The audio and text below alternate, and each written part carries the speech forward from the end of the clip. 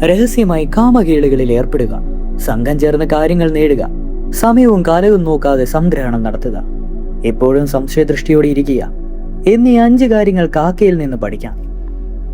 ഇതേ പുസ്തകത്തിൽ തന്നെ വിവിധ ശ്ലോകങ്ങളിൽ പ്രകൃതിയിലെ ജീവജാലകളിൽ നിന്ന് എന്തൊക്കെ പഠിക്കണമെന്ന് നിർദ്ദേശിച്ചിട്ടുണ്ട്. അതിലൊന്നാണിത്. കാക്കയിൽ നിന്ന് എന്തൊക്കെയാണ് പഠിക്കേണ്ടത്?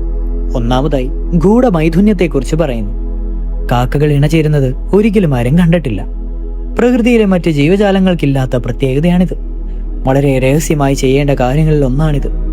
കാക്ക എവിടെയെങ്കിലും ഭക്ഷണത്തിന് വക കണ്ടെത്തിയാൽ ഉടനെ ഉച്ചത്തിൽ കരഞ്ഞ് മറ്റു കാക്കകളെയും വിവരമറിയിക്കുന്നു. ഒരാപത്ത് വരുമ്പോൾ സംഘടിച്ചെത്തുന്നു. കാക്കക്കൂട്ടിൽ കല്ലെറിഞ്ഞു നോക്കൂ, അപ്പോഴറിയാം അനുഭവം. സംഘടിത ജീവിതത്തെ ആവശ്യകത എന്തെന്ന് പ്രത്യേകം പറയേണ്ടതില്ലല്ലോ.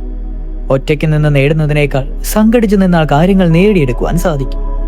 ഒരാപത്ത് വരുമ്പോൾ പ്രത്യേകിച്ചും കാക്കകൾ എപ്പോഴും പരിസരം നന്നായി വീക്ഷിക്കും. സംശയദൃഷ്ടിയോടുകൂടി മാത്രമേ സഞ്ചരിക്കുകയുള്ളൂ. അതിനാൽ ആപത്തുകളിൽ അധികം ചെന്ന് ചാടുന്നില്ല. ഏതിനെയും ചാടിക്കയറി വിശ്വസിക്കരുത് എന്നതാണ് ഇതിൽ നിന്ന് കിട്ടുന്ന പാഠം. അതുപോലെ അതിരാവിലെ ഉണർന്ന് കാക്കകൾ ഭക്ഷണ സംഗ്രഹണം നടത്തുന്നു.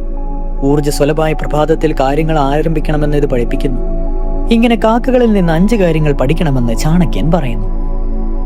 ഗൂഢമൈഥുന്യാചാരത്വം കാലേ കാലേ ച സംഗ്രഹം അബദ്ധമ വിശ്വാസം പശ്ചിക്ഷേജ വായാസ